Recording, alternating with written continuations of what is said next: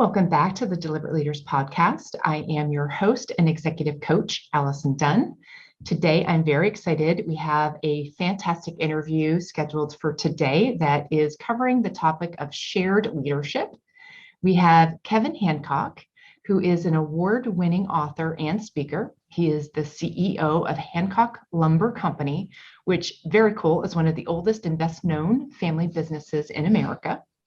Kevin is passionate about a new pathway to organizational excellence built on the employee-centric company where power is dispersed, leadership is shared, and every voice is heard. Kevin has a fantastic quote, so I'm going to quote him. When people feel heard, not judged, they relax. When people relax, they think. And when people think, they grow. And I think that is a super powerful way to look at it. Kevin, thank you so much for joining us here today. Allison, it's my pleasure. I'm happy to be with you. Thank you. Fantastic. So I am just going to kick this off with a deliberate conversation, and it's a question I ask all of my guests. What would be your number one leadership tip that you would want to give our listeners today? It would be to become the change you wish to see. I'm falling back on that iconic thought from Gandhi. I think it's really about looking inward and focusing on yourself, not others. I love that. That is fantastic. Thank you very much. That's a great tip. I just want to make sure our listeners understand. So the first question is going to kind of put some light on this. So Kevin, in 2012, you were diagnosed with what is called, and I'm going to pronounce this, spasmodic dysphonia, which makes communicating difficult. How has this impacted your ability to lead as the CEO? Yeah, so quite suddenly in that year, I started having trouble speaking. I would go to talk and all the muscles in my throat would spasm and squeeze and contract, and speaking, which I'd always taken for granted, and as a CEO done a lot of, was suddenly super difficult. And I was ultimately diagnosed with spasmodic dysphonia. And the short story there is I quite quickly had to come up with a different approach to leadership that involved a lot less talking. And how has that helped you?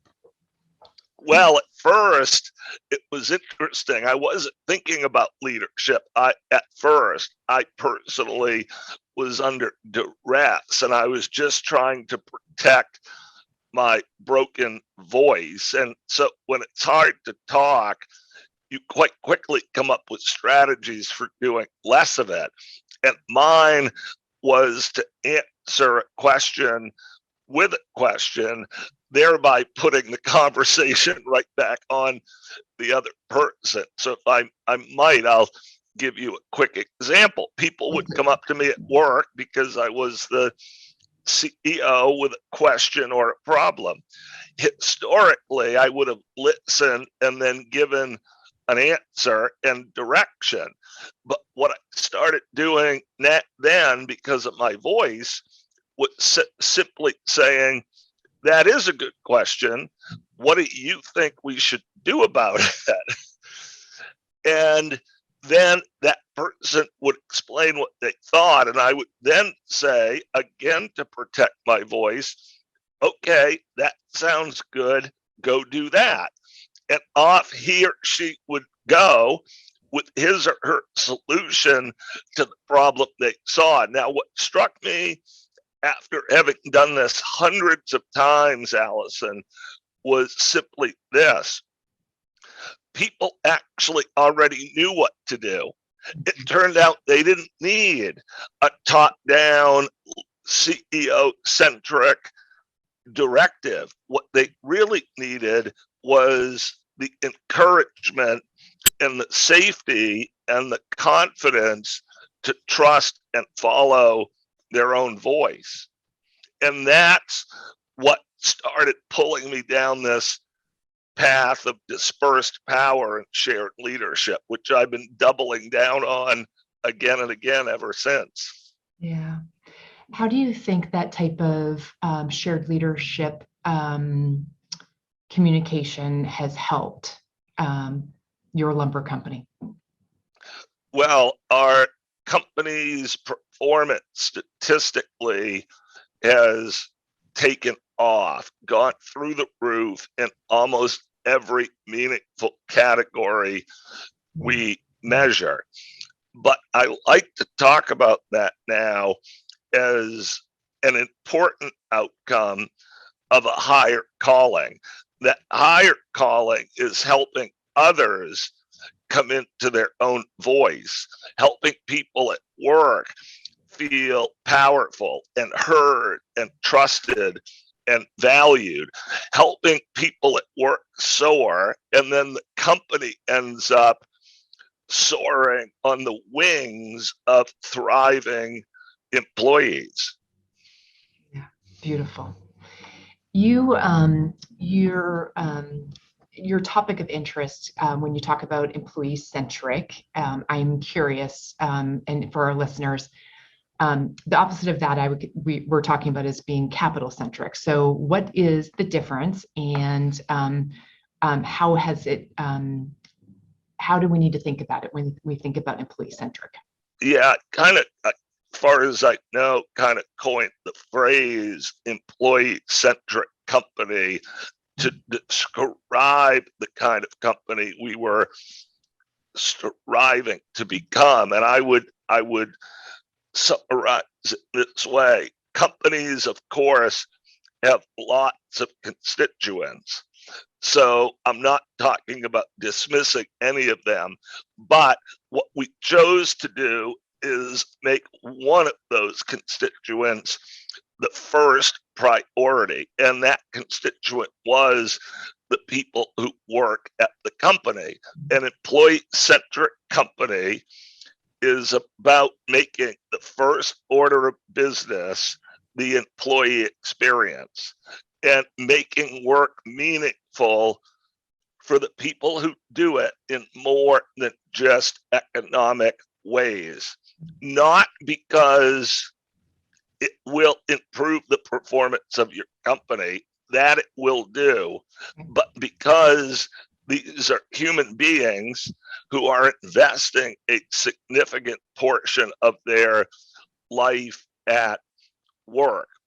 And what we found is if you're able to create a culture where the employees will self-describe their experience as being meaningful and engaging, they will in turn create exceptional experiences for customers, suppliers, and of course the company itself. Right. In the introduction of you, you're described as one of America's best known family businesses. So Hancock Lumber is located in Maine, correct? Yes. Okay, Maine. fantastic.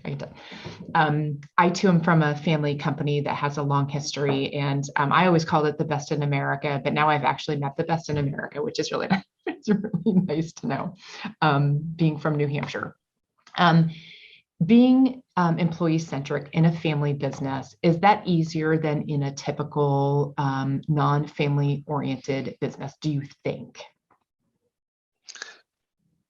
It's a great question. I would simply say I know it's a great fit for a family company, and it should be a great fit for all kinds of companies. I would say our company has always put a very high value on people, but this is not really just about that, because every company will say they value their employees. This is not about that. This is really about going beyond that to put a whole lot of leadership voice and decision making and trust at every level in the hands of the people that are doing the work. Can you share an example or two of how you are focused on the employee experience and putting the shared leadership in the hands of the person doing the job? Yeah, so one of the first keys is you've got to be able to measure whatever it is you prioritize. One of the problems historically with the employee experience is a lack of data to help measure how that's going. So we began participating in the best places to work survey process and have been a best place to work in Maine for going on a decade now. But we don't take the survey to win the awards. We take the survey to get the data. And we've got 16 different sites, stores, and manufacturing facilities across Maine and New Hampshire. And we're able to measure now by site employee engagement. So it's got a score, and every site manager in our company sees their site score compared to every other site, no different than any other metric, except we've chosen to make this one our top priority. Gallup will tell us that nationally employee engagement runs around 34%. At our company, it's running around 90%. So 9 out of 10 people who work at our company will confidentially describe the experience as engaging. Complete side note, I've got to quickly pick up my power cord and plug it in to my phone here, to my laptop. That kind of leads into the next question. I love the fact that you take the opportunity to do the Gallup and the best places to work surveys, because I think the feedback is invaluable, and you won't ever get it if you don't ask. So my question is in order for employee feedback to be honest, meaningful, and sustainable, and really work it into part of your company culture, what do you need to do to make it safe so that people can actually say what they think? That is such an important question, Allison. And what I was going to start by saying was the end of your question. You've got to figure out how to make the work culture safe, consistently safe, so that people will say what they think. That requires, in my view, restraint. So what managers and supervisors need to learn to do is not judge or feel the need to respond to everything everybody says. We've come to talk about it this way. We had to change the core purpose of listening. And what we've come to say at our company is that listening is for understanding, not judgment. When someone makes a statement in a huddle circle in our company, my favorite answer from the facilitator or manager leading the huddle would simply be this: thank you for sharing that. Thank you for sharing that. And if people hear managers saying thank you for sharing that hundreds of times, that in time they'll come to trust that they can say what they actually think. And I call getting to the point where people say what they actually think the answers to the test, because they will tell you exactly, of course, where the opportunities are to improve the company. Yeah. Thank you for sharing that. I can practice it on you. Kevin, what are an example of a piece of feedback that you've been able to kind of implement, by offering a safe environment so that someone could share that has made a significant enough difference that has moved your engagement to be as awesome as it is at 90%?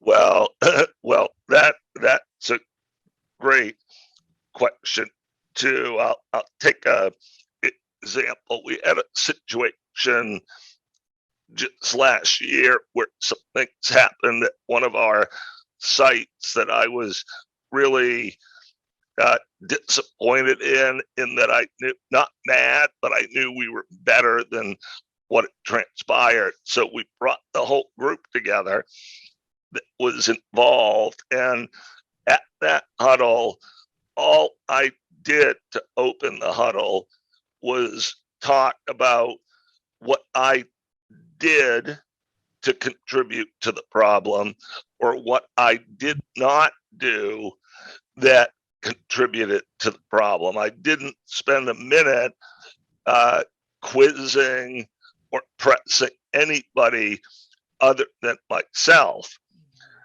The room then lit up, and spontaneously everybody did the same thing, and all the problems and opportunities easily came out on the table.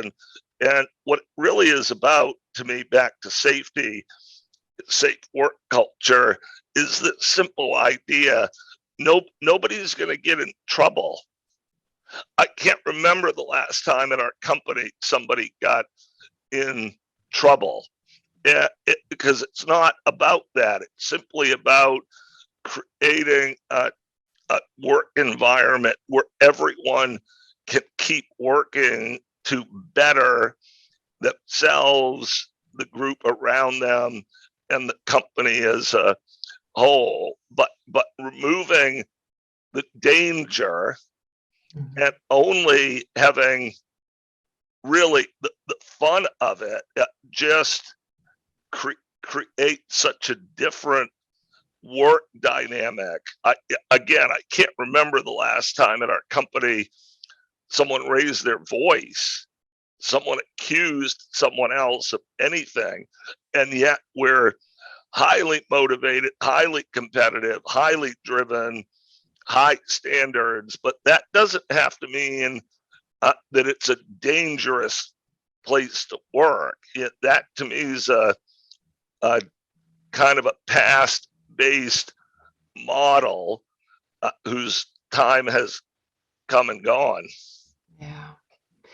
I very much admire the example you just shared, and how much that demonstrates that everyone has a part in the process, right? And what part do I own? And setting that as your leadership example is incredibly powerful. So I can see why that works for your organization. It's a great example. It's unfortunate that a lot of leaders of other companies really do actually go at it from, why did that happen? Who did that? As opposed to here's where we are and here's how I contributed to it. Because we all do contribute to it, top to bottom. Right. And it really goes back to trust. Human beings want to do a good job at the activities they enlist in, including work and career. People don't come to work not wanting to do well and help others do well. So when you approach it from that faith and trust standpoint, everything just gets so much easier. Now, this doesn't mean that our company's not disciplined. I always go out of my way to talk about this. In the 10 years that we've been really focusing on dispersing power, sharing leadership, and strengthening employee voices, our discipline to best practices, process improvement, first pass accuracy, waste elimination, safety has all gotten better. Our safety leader is fond of saying people are much more apt to support, deeply support that which they help to create. And we found that when people are participating in the decision-making processes, they are much more apt to deeply support those processes coming out of those discussions and those opportunities to participate. Yeah, absolutely. I concur. Kevin, do I understand this correctly that you have a new book that is coming out soon? Yeah, so I've got one that just came out, and then another that's about to. On the subject we've been discussing, I have a book out called The Seventh Power: One CEO's Journey into the Business of Shared Leadership. So I had this voice condition. It produced leadership transformation within me and then within our company. And I had a chance to not just think about it, but work on it and see its potential. So then in this book, I set out on a bit of a travel adventure that brings me from the Navajo Indian Reservation in Arizona all the way to Kiev in the Ukraine, looking for clues or kind of universal rules that would guide us into a new era of shared leadership. And that's what the book's about. Fantastic. And that one is coming out, did you say? That one's out. Out. Okay. Fantastic. Out and about.